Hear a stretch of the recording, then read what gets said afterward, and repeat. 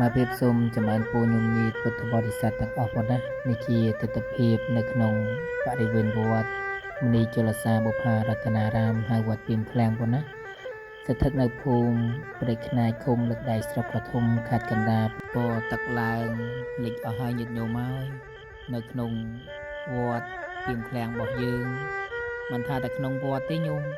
សូម្បីតែបរិវេណសាលារៀនក៏លិចដែរហើយទឹកនឹងនៅតែបន្តឡើងជារៀងរាល់ថ្ងៃទៀតញោមមិនទាន់ជាស្រកទេញោមហ្នឹងហើយមិនដឹងថាពេលណាទៅស្រកទៅវិញទេប្រហែលជាកឋិនរួចទៅស្រកទៅវិញហើយដូចខែលិចទឹកចេះផងញោមហើយវត្តអាត្មាសម្បូរណាស់មិនមែនសម្បូរញាតិញោមចូលមកទេគឺសម្បូរទៅដោយសត្វអសិរពិសមានពស់អើផ្ទួយអីជាដើមចឹងទៅ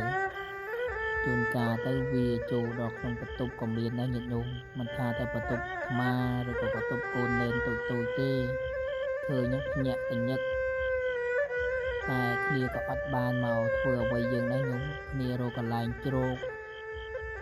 រកកន្លែងបានសេចក្តីសុខដែរញោមព្រោះអញ្ចឹងចុងក្រោយនេះអាត្មាអត់មានអីទេញាតិញោមមានតែជូនជាដំណឹងនៅពិធីបុណ្យកឋិនទានរស្មីសាមគ្គីនៅវត្តពីមឃ្លាំងរបស់យើងគឺសូត្រមន្តនឹងនៅថ្ងៃសុក្រ10កើតខែកដិក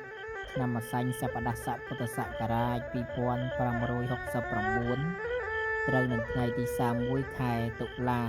ឆ្នាំ2025ប៉ុណ្ណាเป็นថ្ងៃសូត្រមន្ត